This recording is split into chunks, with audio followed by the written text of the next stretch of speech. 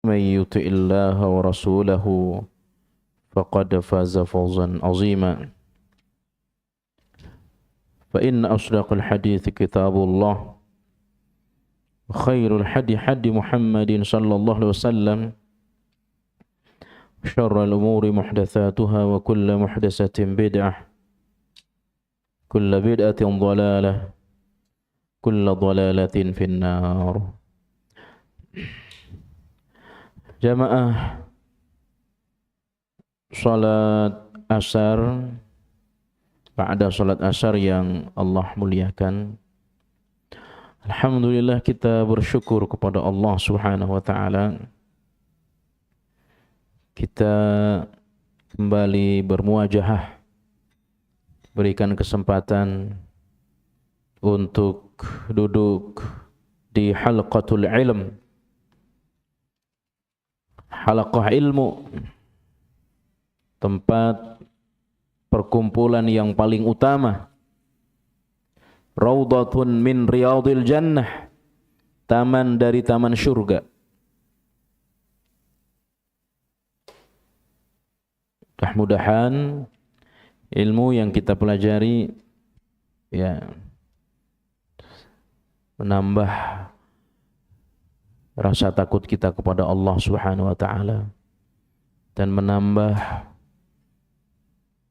kedekatan kita kepada Allah, karena hakikat dari ilmu itu tidak sekedar ziyadatul khabar, tidak sekedar bertambahnya informasi dari dalil baik Al-Quran dan As-Sunnah, tetapi hakikat dari ilmu yang kita pelajari adalah ziyadatu khasyatillah, bertambahnya rasa takut kita kepada Allah Subhanahu wa taala.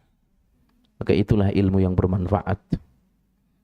Maka apa gunanya kita memiliki ilmu tapi tidak membuat kita takut kepada Allah Subhanahu wa taala? Ya. Dan tentu setelah kita amalkan, kita menumbuhkan rasa takut kita kepada Allah, sampai pada akhirnya kita menyampaikannya kepada orang lain, mengajarkannya kepada orang lain. Ya. Dan tidak ada doa di dalam Al-Quran yang sifatnya kita minta untuk selalu ditambah kepada Allah Subhanahu wa taala selain bertambahnya ilmu. Kita minta harta kepada Allah, ya. Tetapi tidak ada lafaz dari Quran maupun hadis yang menyebutkan kepada kita, ya Allah, terima kasih Pak, tambahkanlah hartaku. Tidak ada ibadah Allah kecuali ilmu. Kecuali ilmu. Sebagaimana yang digambarkan oleh Allah di dalam Al-Quran, Rabbi zidni ilma. Ya Allah, tambahkanlah ilmuku. Demikian ungkapan Ibnu Qayyim Al-Jauziyah. Ya. Kita minta harta kepada Allah sekedar minta. Ya. Minta rezeki, rezeki yang baik, yang halal. Tapi tidak ada lafaznya di dalam Quran dan hadis, tambahkan hartaku. Yang ada hanya ilmu. Selain kita minta ilmu, setiap hari, setiap pagi, ilmu yang sudah kita miliki bagaimana dia terus bertambah. Itulah haqiqah intifa'ul ilm, hakikat memanfaatkan ilmu. Maka ini termasuk perkara yang kita berlindung kepada Allah Subhanahu wa taala. Dari 4 perkara yang Nabi berlindung kepadanya. Sebagaimana ya Nabi sampaikan kepada Allah Subhanahu wa taala, Allahumma inni a'udzubika min ilmin la yanfa'uh. Ya Allah, aku berlindung kepadamu dari ilmu yang tidak bermanfaat. Wa min qalbin la yakhshu. Dan aku berlindung kepadamu ya Allah dari hati yang tidak takut kepadamu. Punya ilmu tidak bermanfaat, tidak ada guna. punya hati tapi tidak takut kepada Allah, sama, tidak ada gunanya.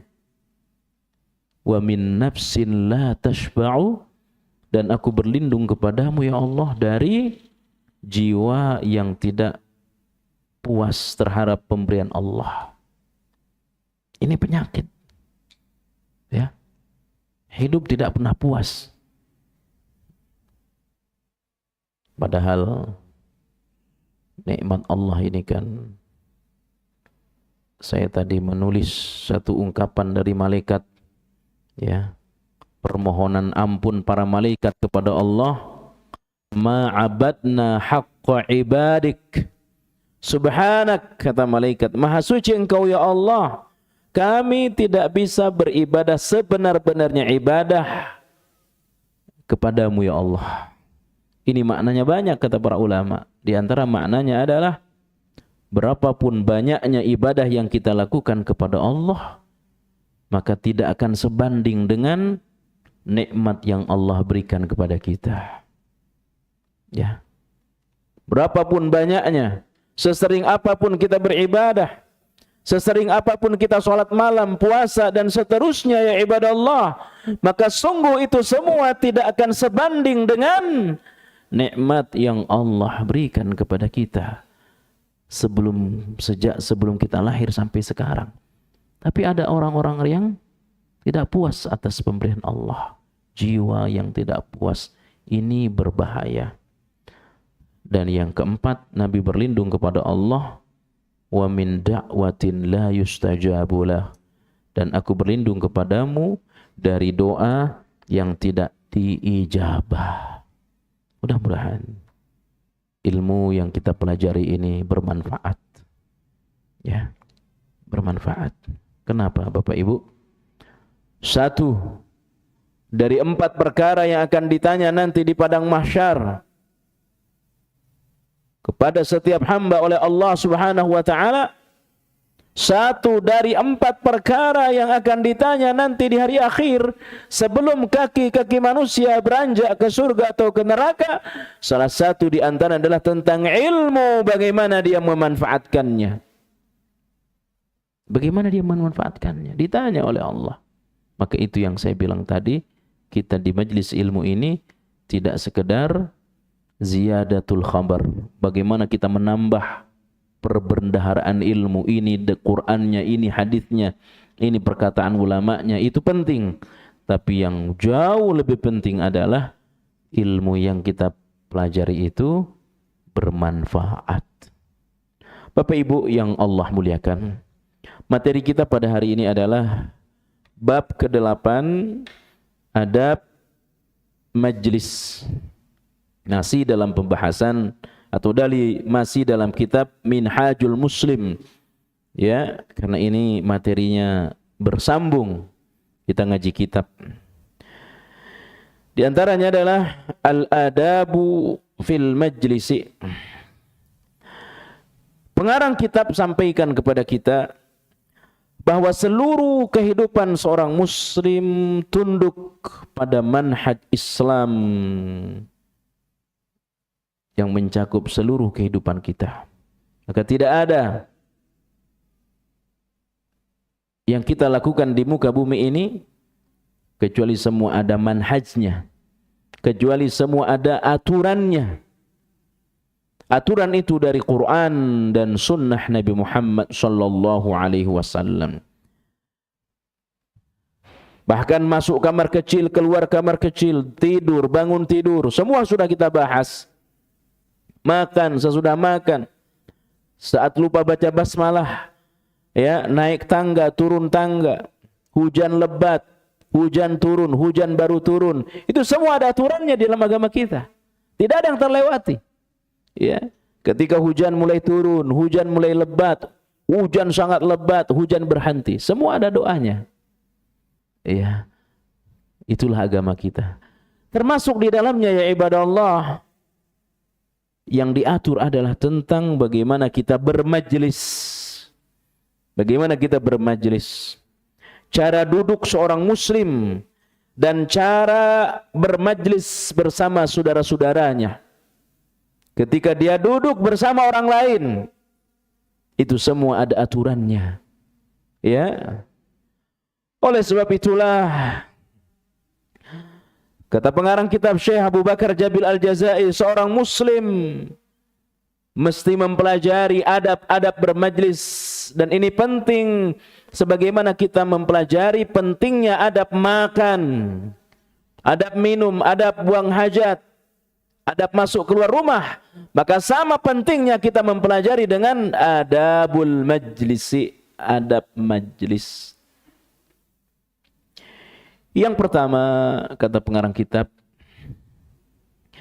jika kita ingin duduk di sebuah majlis, ya, yang pertama kali harus ia lakukan adalah mengucapkan salam kepada semua orang yang telah berada di majlis itu. Ya, yang baru datang, hendaklah dia mengucapkan salam. Ya. Nah, salam tentu salam yang sempurna, yang lebih utama. Assalamualaikum warahmatullahi wabarakatuh. Mengucapkan salam.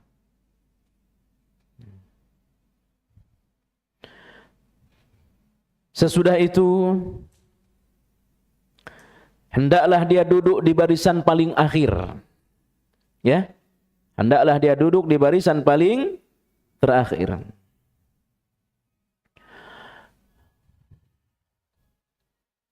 Dan dia tidak boleh menyuruh seseorang berdiri dari tempat duduknya untuk dia duduki. Ya, siapapun. Mau dia orang kecil, ya, apalagi dewasa. Mentang-mentang anak kecil, lalu dia suruh pindah. Ya, suruh pindah. Itulah agama kita. Ya. Ketika baru datang, langsung mengucapin salam, dan dia tidak boleh menyuruh orang pindah dari tempat duduknya yang lalu kemudian dia akan duduki.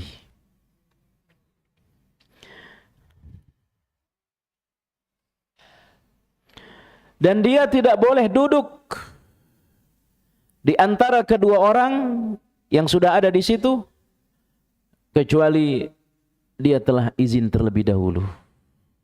Ya, kecuali dia telah izin terlebih dahulu. Rasulullah sallallahu alaihi wasallam bersabda, la yuqimanna ahadukumur rajulah min majlisi summa yajlisu fih walakin tawassa'u aw tafassahu. Janganlah salah seorang dari kalian menyuruh berdiri yang lain di tempat duduknya. Ya. Yang lalu kemudian untuk dia duduki. Akan tetapi lapangkanlah dan longgarkanlah. Ya. Idza qila lakum tafassahu fil majalisi fafsahu yafsahillahu lakum wa idza qila anshuzu fanshuzu yarfa'illahu alladhina amanu minkum walladhina utul ilma darajat. Ya. Ibnu Umar, yakni putra Umar bin Khattab radhiyallahu anhu, suatu ketika, ya, salah seorang berdiri dari tempat duduknya. Orang ini sudah duduk, lalu datang Ibnu Umar. Maka orang itu berdiri. Orang itu berdiri dan mempersilahkan Ibnu Umar untuk duduk. Nah, setelah itu barulah Ibnu Umar duduk. Ya. Artinya apa? Ini Ibnu Umar anak orang hebat, Pak. Anak siapa? Umar bin Khattab. Jangan mentang-mentang anak orang hebat lalu kemudian langsung duduk. Dia tidak akan duduk kecuali telah dipersilahkan oleh sahabat yang lain. Ya. Kecuali telah dipersilahkan.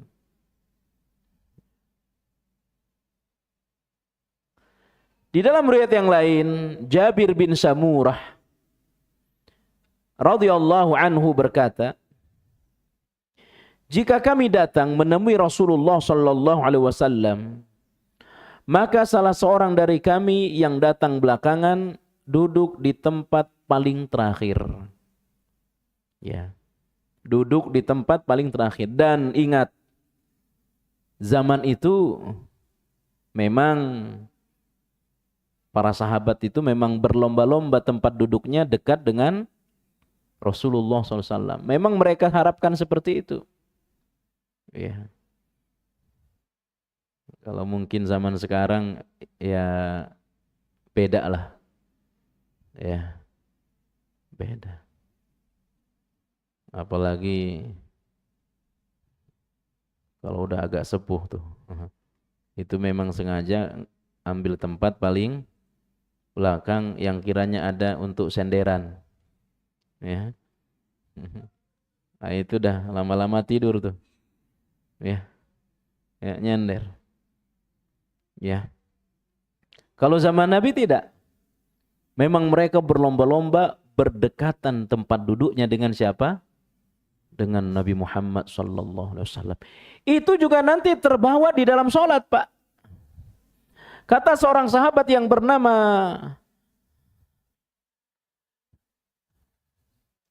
Astagfirullah. Lupa saya namanya. Ada seorang sahabat bercerita di dalam hadis yang sahih. Kami katanya, ya, berlomba-lomba duduk, berlomba-lomba sholat untuk berada di shaf pertama, ya, dan mengambil posisi shaf pertama sebelah kanan, dekat dengan Rasulullah sallallahu alaihi wasallam.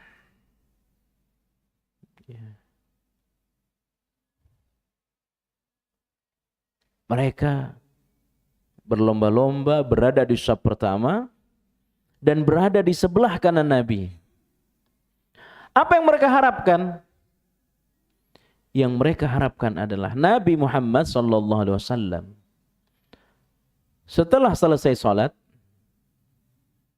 beliau akan putar badannya, ya, sampai kelihatan putihnya pipi Nabi Muhammad sallallahu alaihi wasallam. Dan begitu Nabi melihat, ya, seperti tadi saya ngimamin, posisinya hadap ke sana. Ya, tidak menghadap lurus, tapi menghadap agak miring ke sebelah kanan. Maka tentu yang kebagian yang sebelah kanan. Ya. Nah, makanya sahabat berlomba-lomba salatnya berada di sebelah kanan shaf pertama. Untuk apa? Untuk langsung melihat wajah Nabi Muhammad sallallahu alaihi wasallam. Dan begitu mereka melihat wajah Nabi, senangnya luar biasa, bahagianya luar biasa ngelihat wajah Nabi. Ya, bahagia ngelihat wajah Nabi.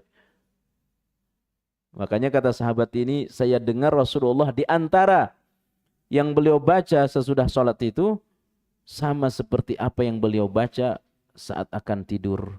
Rabbi qini azabaka yawma tab'asu ibadaka. Rabbi qini azabaka yawma tab'asu ibadaka. Ya. Saya dengarkan Rasulullah di antara yang beliau baca sesudah sholat, Rabbi qini azabaka yawma tab'asu ibadak. Ini disampaikan oleh sahabat yang posisinya dekat dengan Nabi tadi. Ya. Di dalam sholat. Dan di majlis, para sahabat memang berlomba-lomba posisinya dekat dengan Nabi Muhammad sallallahu alaihi wasallam. Dan memang Pak, ya, para sahabat itu kalau sudah mendengarkan Nabi, khusyuknya luar biasa, Pak. Andai ada burung yang nempel di punggung mereka, mereka nggak ngerasa itu ada burung di punggung mereka, Pak. Itu jelaskan dalam sejarah. Ya. Saking khusyuknya mereka dengar Rasulullah SAW di majlis, Kalau ada burung yang nempel di punggung mereka, yang hinggap di punggung mereka, sahabat nggak ngerasa itu ada burung. Ya, saking khusyuknya dengar Nabi. Ya, fokus dengar Rasulullah Sallallahu Alaihi Wasallam. Ya, barangkali juga sekarang agak gitu. Ya, khusyuk. Kalau ada burung nggak ngerasa karena memang tidur udah. Ya, khusyuk. Ya, yang repot sorong-ngorong agak besar. Ah, itu yang repot. Ya. Jadi begitu para sahabat. Berlomba-lomba untuk dekat tempat mereka dengan siapa? Dengan Nabi Muhammad SAW, Rasul SAW. Sehingga orang yang datang belakangan, sunnahnya mereka tidak akan mengambil posisi paling depan. Ya. Dan sudah bisa kemungkinan besar ya posisi paling depan itu udah nggak ada. Ya, nggak ada. Ya. Demikian kata Jabir bin Samurah radhiyallahu an. Yang datang belakangan maka posisinya paling belakang.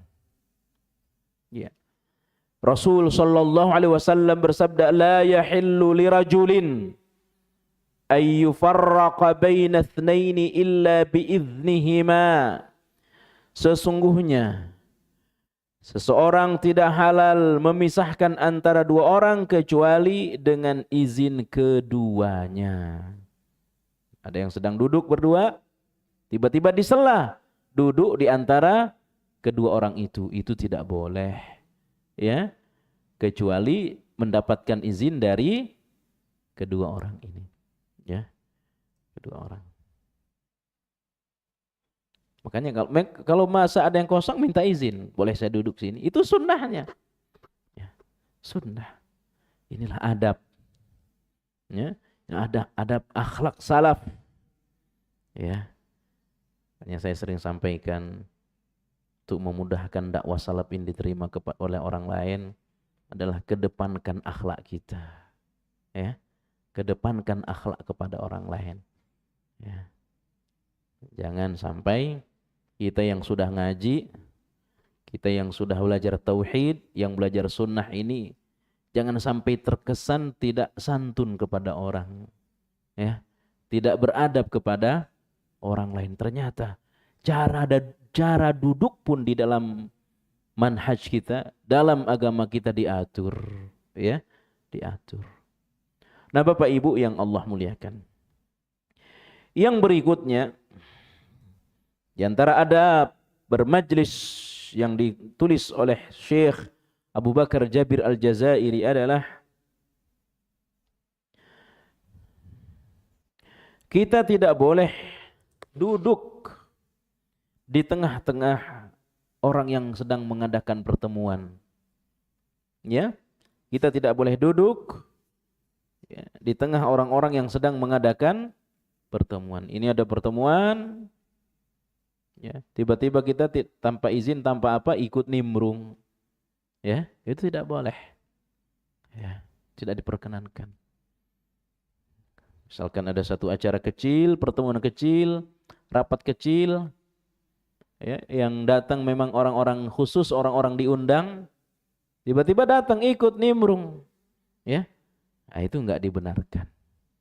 Ya. Hal ini berdasarkan hadis yang sahih dari sahabat Huzaifah ibn Yaman radhiyallahu anhu. Ya, hadis yang sahih diriwayatkan oleh Imam Abu Dawud. La'anallahu ya. Allah melaknat melalui rasulnya atau Rasulullah sallallahu alaihi wasallam melaknat orang yang duduk di tengah pertemuan. Ya, orang yang duduk di tengah pertemuan. Karena apa? Bisa jadi ada rahasia. Ada rahasia penting. Ya. Tiba-tiba ada satu keluarga membuat satu rapat khusus keluarga. Ya, rapat khusus keluarga. Tiba-tiba ada yang datang ikut nimbrung, enggak boleh. Ya. Kecuali mendapatkan izin dari keluarga. Ya. ikut aja deh daripada sepi di luar. Ya, nggak boleh. Ya. Nah, bisa jadi sekali lagi keluarga ini tidak suka, ya, cerita keluarganya diketahui oleh orang lain, ya. Nah, ini menjadi penting bagi kita. Apa? Jangan suka ngurus urusan orang, ya. Jangan istilahnya itu apa? Apa? Kepo, ya. Jangan mau tahu urusan orang, ya. Ini kan bahasa anak muda, kakek-kakek tahu. Jangan ngepoin orang, ya. Bisa jadi orang itu nggak senang kalau urusannya diketahui oleh orang lain, ya, orang lain. Maka mesti izin, saya boleh nggak ikut, ya, saya boleh nggak ikut duduk di sini, ya. Kecuali itu memang tempat umum, ya, tempat umum yang memang itu duduk untuk orang umum, nggak mesti izin kita, ya, karena itu fasilitas bersama, ya. Tetapi nanti kan ada istilahnya, ya, aulawiyat, mendahulukan orang, ya. Yang berikutnya,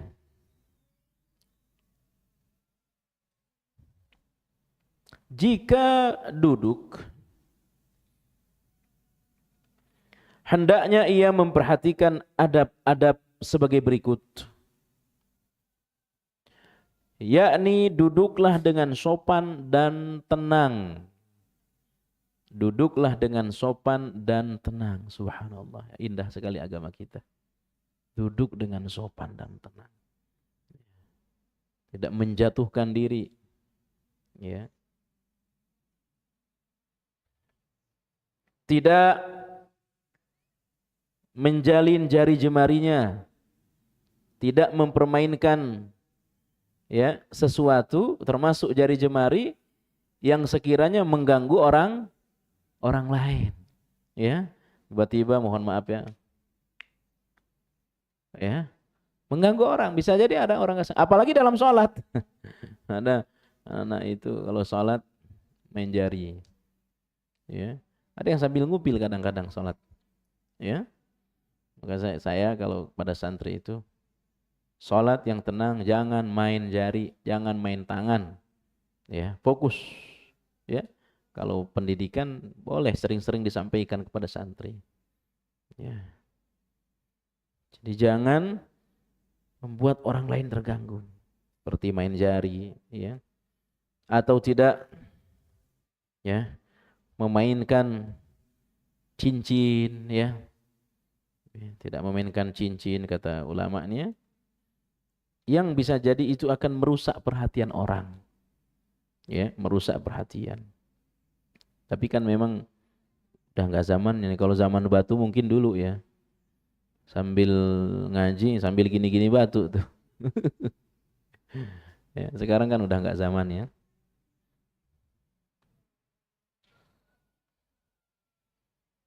Dan tidak membersihkan bekas makanan di mulut ketika sedang bermajelis, ya, tidak membersihkan bekas makanan di mulut, apalagi sampai disemburkan.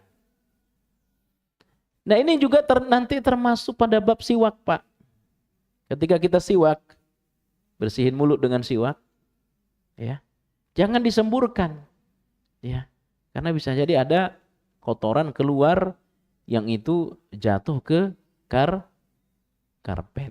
Subhanallah, ya. Indah sekali agama kita, ya. Ya. Jangan membersihkan bekas makanan, ya, di gigi saat kita bermajlis dengan orang lain. Kenapa? Sekali lagi bisa jadi itu tidak disukai oleh orang lain. Dan juga, ya, kata pengarang kitab, jangan ngupil. Subhanallah, ya, sampai sebegitunya dalam agama kita. Jangan ngupil, artinya yang itu identikan sesuatu yang boleh dikatakan jorok, ya, tidak baik. Tidak bermudah-mudahan dalam berdahak. Ya, tidak bermudah-mudahan dalam berdahak. Dan sebisa mungkin diusahakan tidak banyak menguap. Subhanallah ya. Tidak banyak menguap. Ya.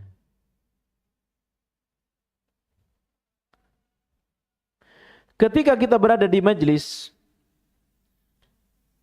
kurangi bicara. Tapi jika terpaksa kita harus bicara, hendaklah memilih perkataan yang benar. Ya. Hendaklah memilih perkataan yang benar. Kita duduk dengan kawan-kawan, kurangi bicara. Sebab kalau banyak bicara, banyak salahnya. Di dalam agama kita, as-sarsarun. Ya. Orang yang banyak bicara itu di dalam hadis disebut as-sarsarun. Ya, ini cerewet. Termasuk perkara yang tidak disukai oleh Allah dan Rasulnya. Banyak bicara. Ya. As-sarsarun. Ya. Nah, kalau udah banyak bicara, identik banyak salah. Artinya apa? Ketika kita bermajlis, jangan menguasai pembicaraan. Ya, maunya dia sendiri yang bicara. Ya, berbeda dengan kajian seperti ini. Ya. Dan kurangi banyak bercanda ketika kita bermajlis ngumpul-ngumpul. Ya. Ini bukan sekedar majelis ilmu, yang ngumpul di mana saja. Ya. Kurangi bercanda. Yang membuat orang tertawa terbahak-bahak. Makanya suatu ketika para sahabat, ya, mereka duduk. Para sahabat duduk. Tiba-tiba Rasulullah lewat. Di mana para sahabat ini banyak tertawa di dalam majelis mereka. Majelis artinya kan nongkrong, duduk bersama, itulah nama majelis. Ada yang majelis ilmu, ya, ada yang majelis catur, nah itu juga majelis namanya. Ya, tempat orang duduk bersama, itulah namanya majelis.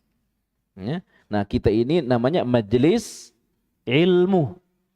Nah, para sahabat duduk bersama dan mereka banyak tertawa, ya ibadah Allah. Rasul SAW lewat. Apa yang Nabi katakan kepada para sahabat? Lau ta'lamuna ma a'lamu labakaitum katsira wala dhahitkum qalila. Andai kalian mengetahui apa yang aku ketahui, maka kalian pasti banyak menangis dan sedikit tertawa. Itu nasihat Nabi kepada para sahabat yang banyak tertawa. Karena memang kalau udah ngumpul ya identik dengan banyak tertawa. Ya, itu udah nggak bisa dipungkiri. Apalagi kalau reunian, ya, ngumpul sekian tahun nggak ketemu, ya udah cerita masa lalu, ya terbahak-bahak, ya. Ini kadang-kadang jenguk orang sakit, cerita masalah sekolah. Ini jenguk sakit atau reunian, ya. Makanya adab menjenguk orang sakit kan jangan berlama-lama, itu sunnahnya. Kalau kita jenguk teman yang sedang sakit, sunnahnya tuh jangan berlama-lama. Ya.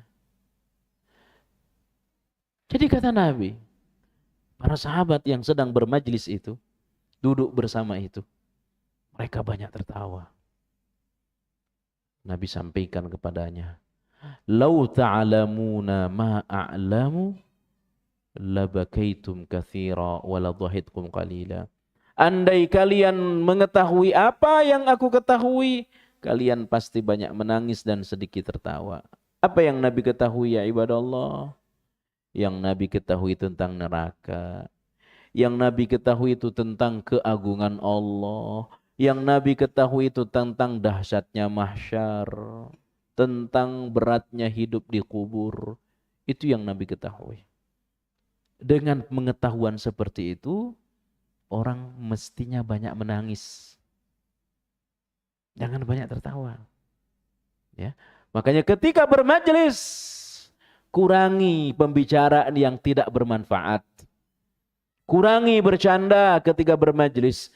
Karena kalau sudah bercanda, membuat orang tertawa terbahak-bahak. Dan tertawa itu, banyak tertawa, mematikan hati. Ya, la tuksirud dhahika fa inna kathratad dhahiki tumitul qalbi, kata Nabi. Jangan banyak tertawa, karena tertawa banyak itu mematikan hati. Tuh. Tapi nggak bisa dipungkiri, Pak. Kalau udah ngumpul ya identik banyak bicara, ya, banyak cerita masa lalu, akhirnya tertawa. Makanya dulu itu, Pak, ya. Orang salih dulu nih, Pak. Kalau sudah berumur 50 tahun, orang salih dulu itu. Ya, mulai dari 40. Kalau sudah berumur 40, puncaknya di atas 50, apa yang mereka lakukan? Sudah fokus banyak di rumah. Itu orang dulu. Ya, kalau sudah berumur 40 ke atas, sudah banyak diam di rumah. La yukhalitunan nas, tidak banyak bertemu orang. Ya, artinya lebih sering hidup menyendiri daripada bertemu orang. Sebab kalau sudah bertemu orang, ya identik dengan banyak bicara. Banyak bicara, banyak tertawa. Ya, itu dalam bahasa tazkiyatun nafas disebut dengan uzlah. Uzlah, banyak menyepi. Lebih dalamnya lagi disebut dengan khalwat. Khalwat. Apa khalwat? Khalwat itu berduaan dengan Allah. Ya. Orang dulu tuh kalau sudah berumur 40 tahun ke atas, banyak berkhalwat.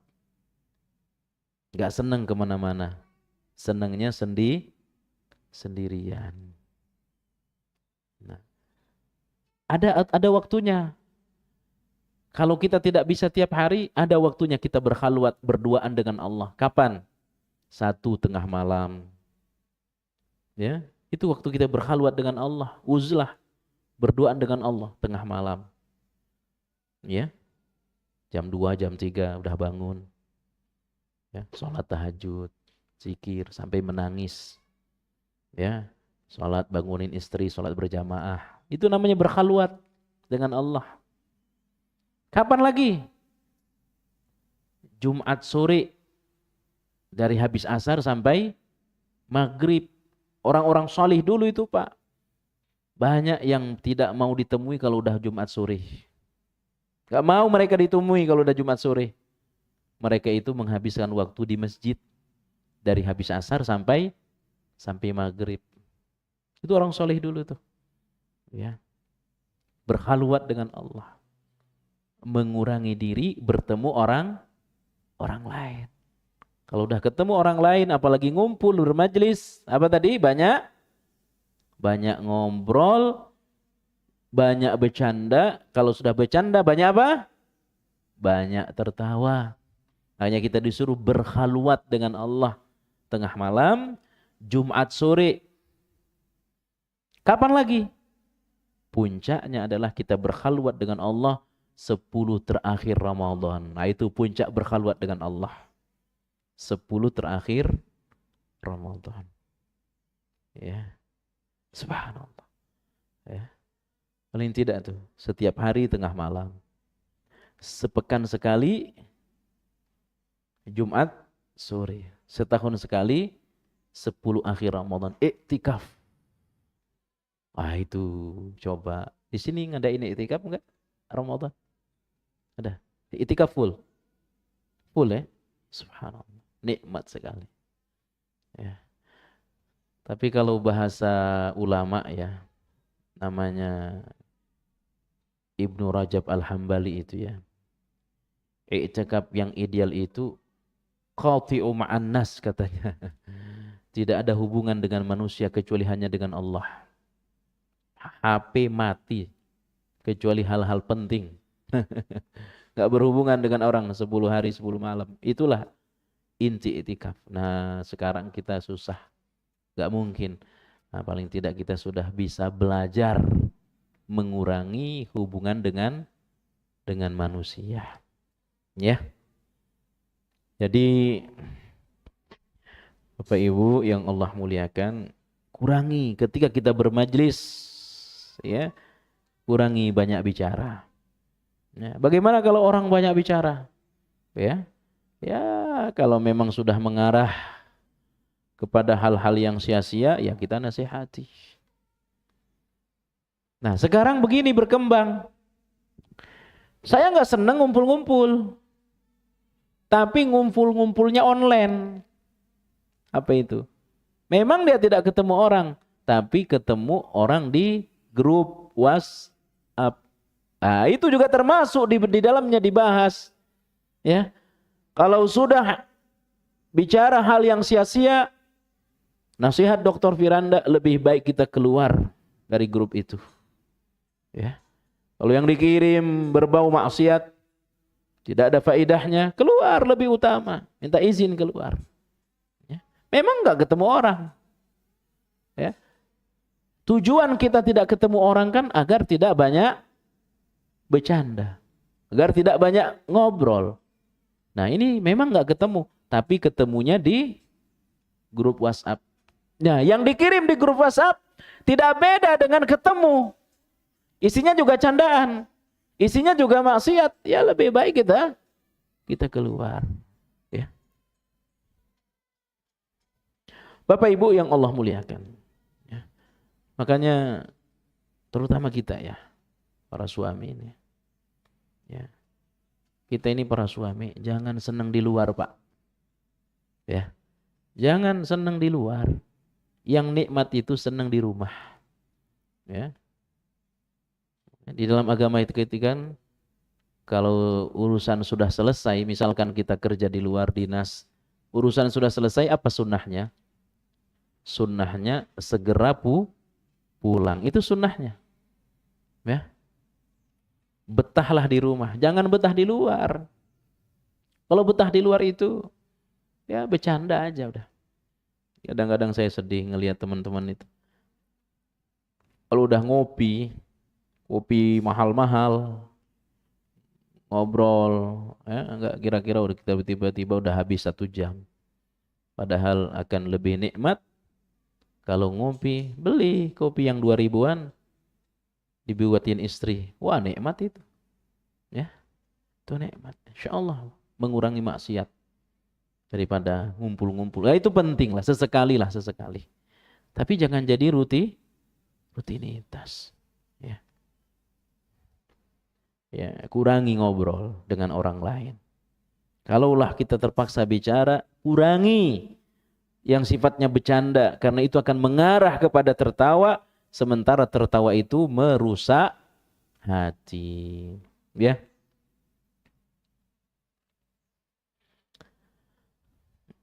Kita menerapkan adab-adab majlis yang tadi kita sampaikan dari poin 1 dan seterusnya sampai mengurangi bicara.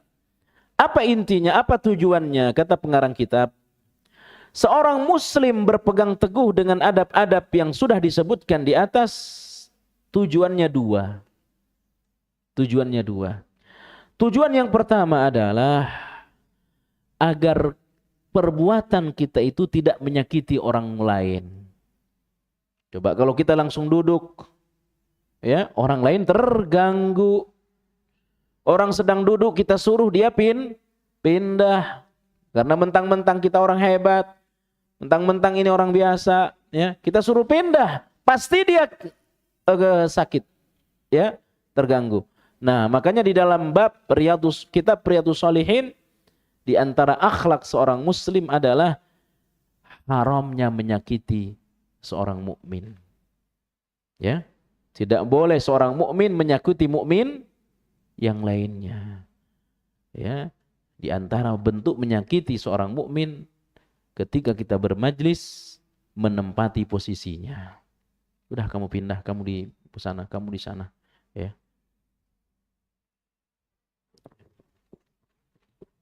Seorang muslim tidak boleh menyakiti. Dan tanda keislaman seorang itu kan man salimal muslimuna bilisanihi wa yadih.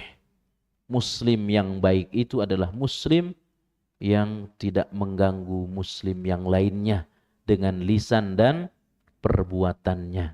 Itulah muslim yang baik. Ya. Bukan hanya di rumah, di majelis juga bisa mengganggu. Ya, bisa mengganggu. Yang kedua, kata pengarang kitab, kenapa kita mesti berpegang kepada adab-adab yang tadi sudah kita sampaikan. Yang pertama, agar tidak menyakiti orang lain, mengganggu orang lain. Kemudian, ya, yang kedua adalah tujuannya agar kita saling cinta mencintai. Ya. Kalau sudah tidak mengganggu, tidak menyakiti, maka yang ada adalah saling cinta mencintai. Ya. Makanya nasihat Ustadz Yazid itu, Ustadz Yazid bin Abdul Qadir Jawas, guru kita semua.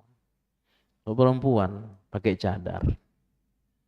Ketika dia berada di majelis ilmu, yang di situ banyak yang belum bercadar, maka lebih baik dia membuka cadarnya. Kalau di situ sekiranya membuat orang terganggu, ya. Tapi kalau semuanya pakai cadar, ya tidak usah, ya, tidak usah.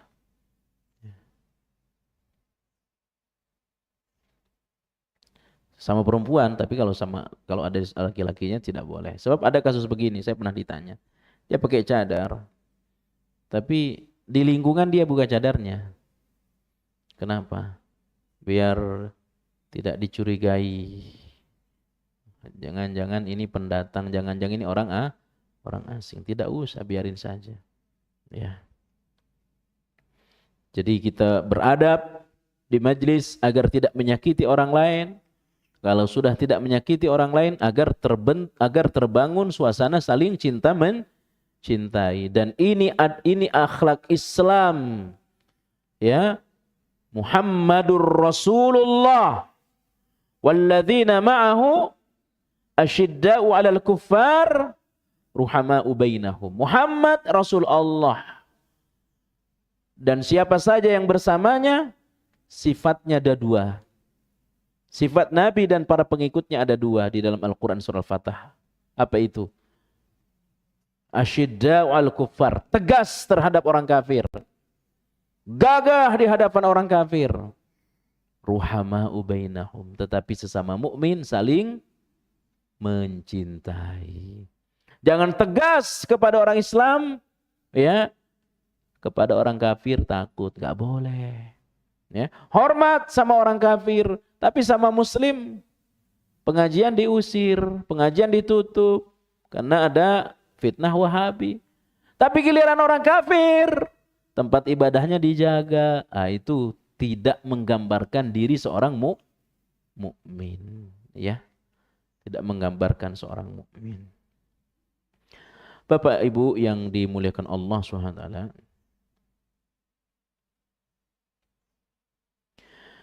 Yang berikutnya,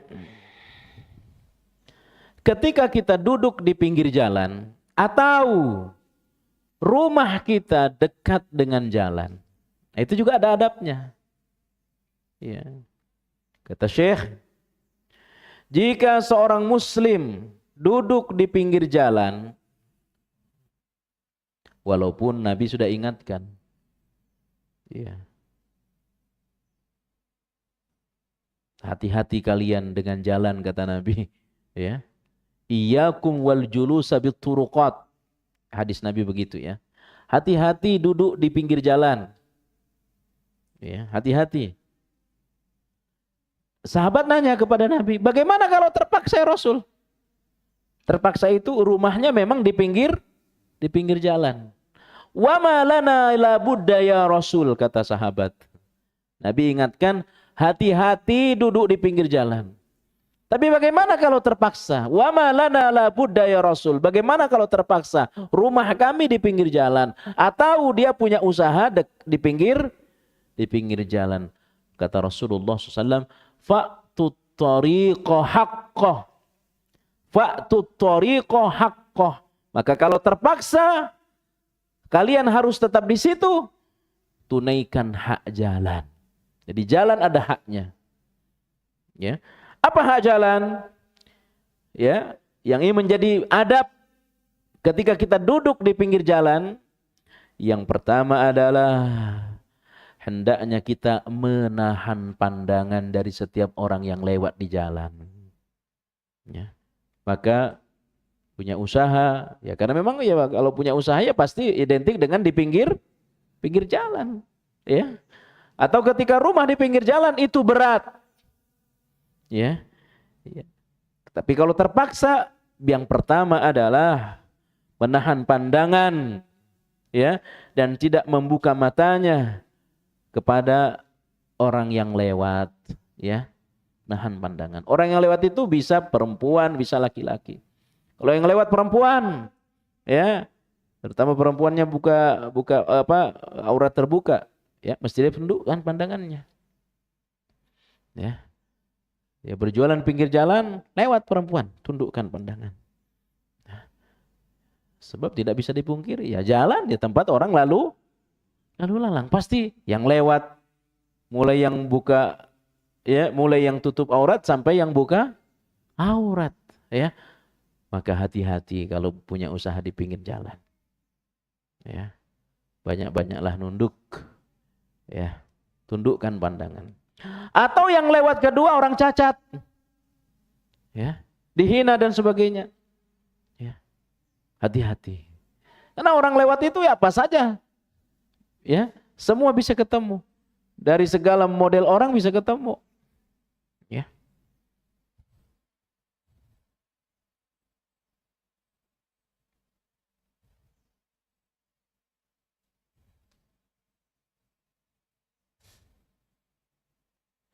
Dan yang tidak kalah pentingnya, karena rumahnya di pinggir jalan, hendaklah dia senantiasa menjaga pintu rumahnya, menjaga jendela rumahnya, jangan sampai terbuka yang mengakibatkan ketika dia membuka aurat, orang yang lewat ngelihat dia. Kita tidak boleh ngelihat orang yang sedang lalu lalang, dan kita yang berada dalam rumah juga harus menjaga diri dari orang yang lewat, ya. Itu bahayanya kalau rumah di pinggir jalan, ya. Kalau rumah di pinggir jalan. Ya, cuma kan kalau pinggir jalan katanya harganya lebih mahal dari dari yang di dalam, ya. Tapi memang paling enak di dalam. Yang kedua, hendaklah kita, ya, ketika rumah di pinggir jalan atau punya usaha di pinggir jalan, jangan sampai mengganggu orang yang lewat. Jangan sampai mengganggu orang yang lewat, ya. Makanya kalau Dr. Erwan di Tarmizi itu tegas, tidak boleh jualan di jalanan, ya.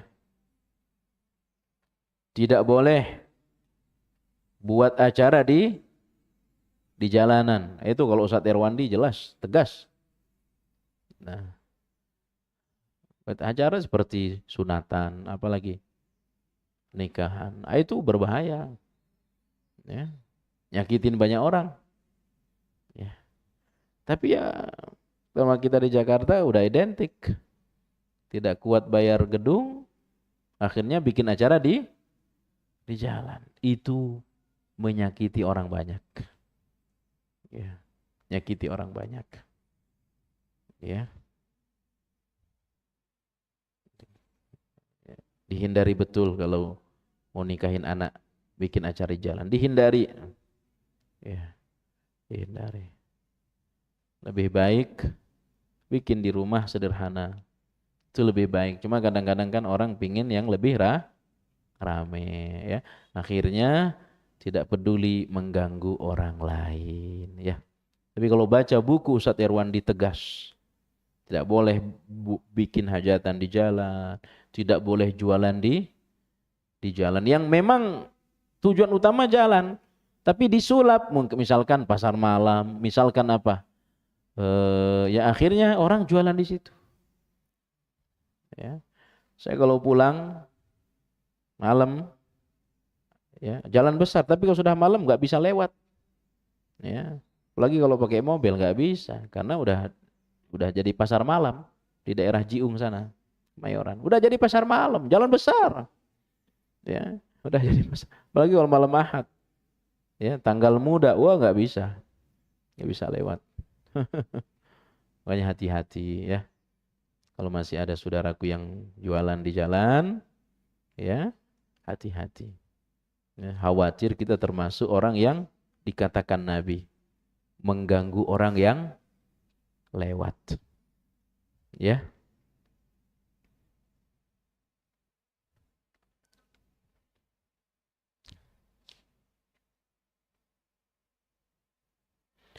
Yang berikutnya, ketika kita duduk di pinggir jalan atau rumah kita di pinggir jalan atau usaha kita di pinggir jalan, ya hendaknya kita menghidupkan sunnah salam. Ya, menghidupkan sunnah salam. Berarti setiap ada yang lewat, ngucapin salam. Nah, rumahnya yang di pinggir jalan wajib menjawab salam. Ya, wajib menjawab salam.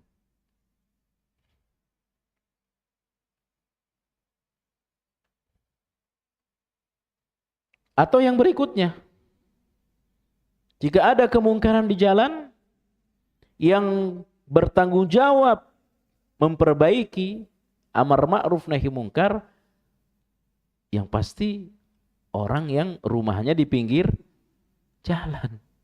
Ya.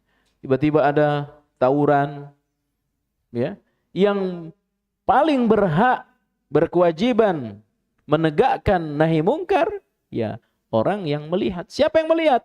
Sudah pasti orang yang rumahnya di pinggir jalan. Ya. Jadi memerintahkan kebaikan, ya. Jika kebaikan tersebut tidak diamalkan atau diabaikan di jalan itu, ya.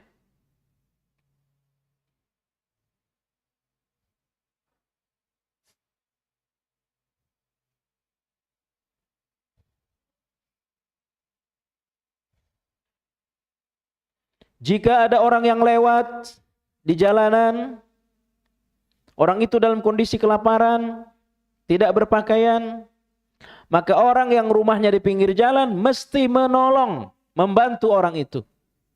Ya. Yang lihat orang yang ya, kelaparan, yang tidak pakai baju, mesti dia tolong. Yang pertama menolong orang itu dia yang rumahnya di pinggir jalan. Namun jika dia tidak mampu menolong, membantu orang itu, dia boleh meminta bantuan kepada orang lain. Ya. Tetapi dia harus ambil sikap. Dia harus bersikap terhadap kejadian yang di jalan. Apakah orang kelaparan atau yang rumahnya atau yang tidak berpakaian. Ya. Itulah yang Nabi sabdakan dalam hadis yang sahih. Iyyakum wal julusa 'ala turuqat. Hati-hati kalian duduk di pinggir jalan, kata Nabi. Ya, jelas hadisnya. Iyyakum wal julusa 'ala turuqat. Hati-hati duduk di pinggir jalan. Faqalu ma lana budda. Bagaimana kalau terpaksa ya Rasul? Innama hiya majalisuna natahaddatsu fiha.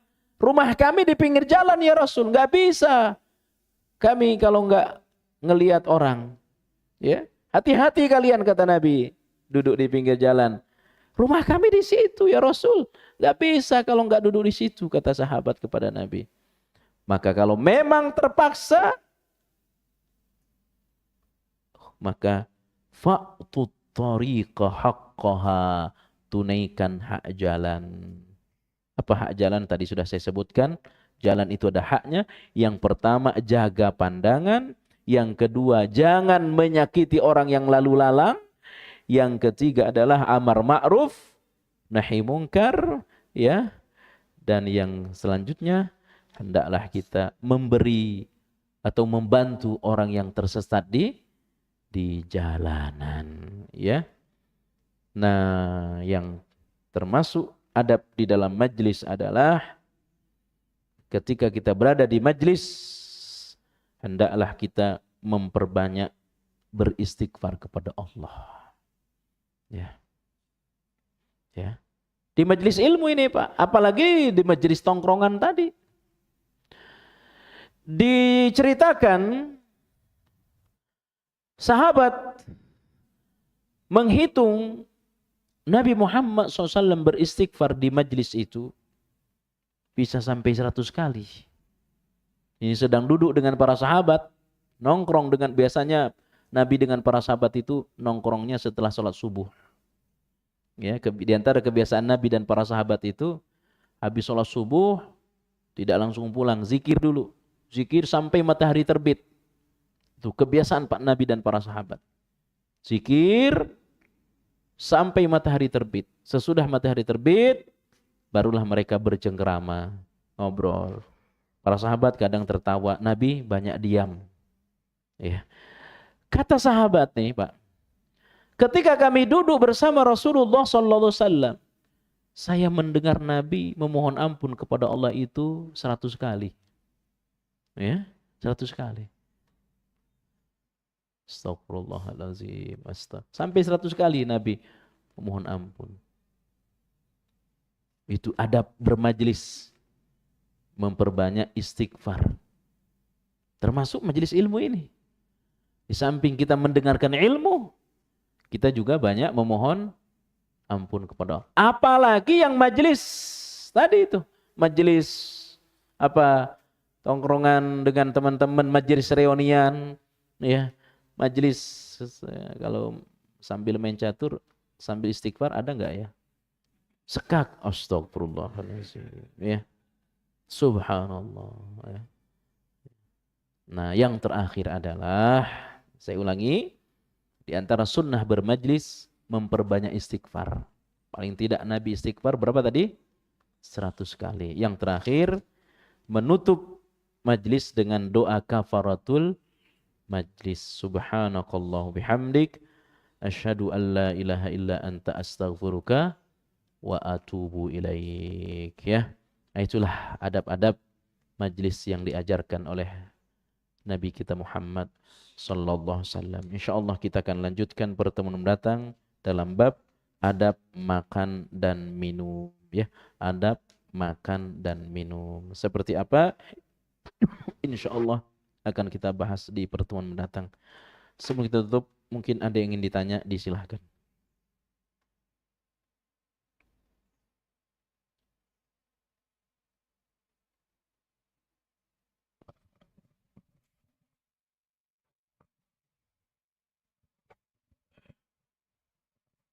Assalamualaikum warahmatullahi wabarakatuh. Assalamualaikum warahmatullahi wabarakatuh. Ustaz tadi tertawa mematikan hati. Iya. Tapi saat ini banyak para ustadz dari berbagai macam kalangan, mungkin banyak juga menyelipkan canda tawa biar mungkin jamaah juga nggak bosen gitu. Itu singgungannya kalau yang tadi Ustadz sampaikan ke situ bagaimana? Karena kalau menurut saya bagaimanapun sedikit banyak sebuah majelis ada candaannya sih. Iya. Itu yang pertama, Ustadz, ada dua. Yang kedua, masalah dagang ya. Ini saya pernah dengar masalah dagang di jalan. Tapi memang kondisinya bisa banyak jenisnya. Ada yang trotoar, ada yang memang di jalannya, ada yang memang di pinggir disebut trotoar bukan, disebut jalanan juga bukan. Ya, itu bingung juga itu apa membedakannya bagaimana. Tapi kan kalau menurut saya perekonomian itu kan di kalangan bawah ini dari situ kebanyakannya. Saya kebetulan sudah baca bukunya Ustadz Erwandi. Ada bagian yang saya kurang setuju karena memang saat ini pemerintah belum bisa memfasilitasi dengan baik para pedagang-pedagang kecil ini mau bagaimana. Itu yang masalah jalannya ya Ustadz ya, di jalan. Lalu kemudian ada yang pedagang ini kan dia berkeliling, tidak di satu tempat. Nah itu hukumnya bagaimana? Apakah dia termasuk yang tadi mengganggu orang di jalan atau bagaimana Ustadz? Ya. Demikian. Assalamualaikum warahmatullahi wabarakatuh. Barakallahu fikum. Jadi kalau ada candaan baik yang sifatnya di majlis umum atau bahkan di majlis ilmu, selama candaannya tidak mengandung maksiat, tidak ada unsur bohong, maka itu tidak mengapa. Ya. Nabi juga sering bercanda dengan sahabat. Ya, seperti yang kita fahami ketika ada seorang perempuan bertanya kepada Nabi, "Apa saya di surga ya Rasul?" "Oh, tidak ada nenek-nenek di surga." Ya. Tidak ada nenek-nenek di surga. Sampai nenek ini kemudian menangis. Ya. Setelah itu kata Nabi katakan, ibu masuk surga tapi tidak lagi nenek, kecuali akan berubah menjadi mudah. Jadi Nabi bercanda. Tapi bercandanya tidak mengandung kebohongan. Dan bercandanya ada bercanda yang menghina orang. Ya, ada bercanda bohong dan itu haram hukumnya.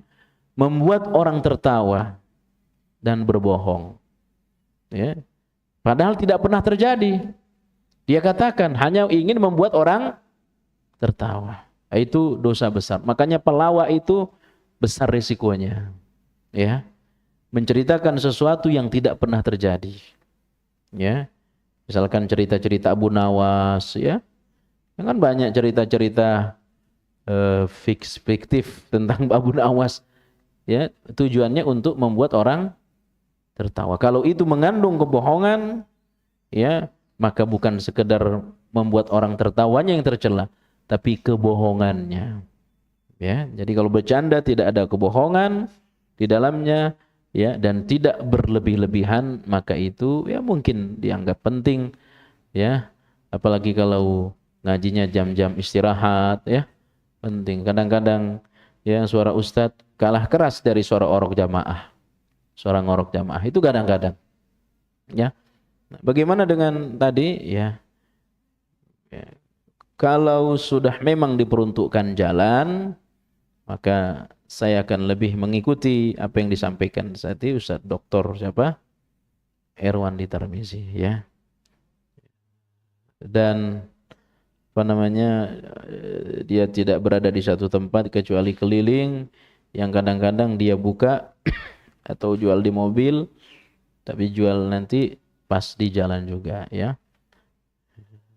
Kalau sifatnya selama tidak mengganggu, ya mungkin dimaafkan. Tapi kalau sudah mengganggu orang banyak, ya, mengganggu, kadang-kadang juga ada jualan di jalan mengganggu.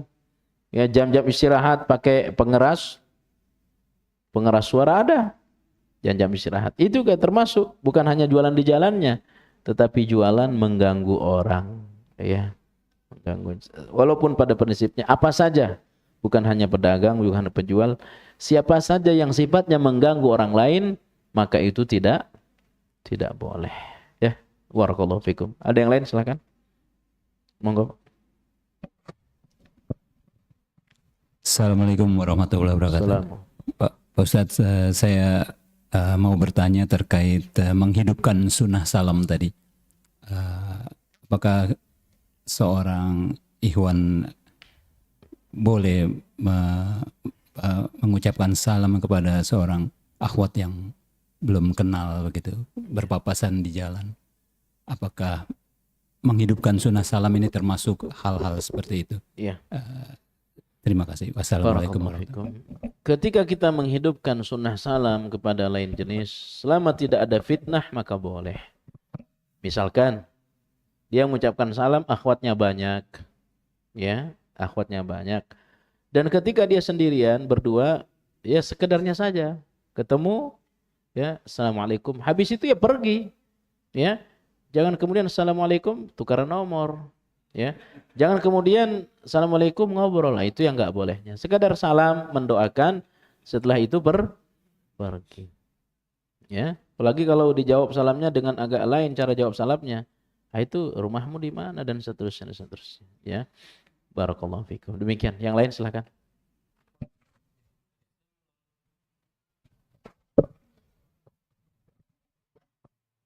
Meneruskan pertanyaan Bang Arman tadi Ustadz terkait yang jualan di jalan. Kalau misalkan pemerintah setempatnya itu sudah Ya. apa ya namanya? Bukan apa sih? Mengizinkan. Mengizinkan atau kayak misalkan di Pasar Anyar tuh di Tangerang. Itu kalau pagi sampai sore ada waktunya misal jam 3 atau jam 4 itu dibuat jalan Ustadz. Tapi itu kalau sudah sore sampai malam itu dibuat wisata kuliner. Dan pemerintah mengizinkan, masyarakat juga menikmati. Nah, Ya, tidak apa-apa. Ya. Kalau masyarakat pemerintah mengizinkan, memfasilitasi dan sudah ada persetujuan, masyarakat juga setuju, bahkan juga senang dengan fasilitas itu, maka itu tidak mengapa, karena masyarakatnya tidak terganggu. Justru dengan keberadaan itu mereka senang. Demikian. Ya. Ya. Cukup ya.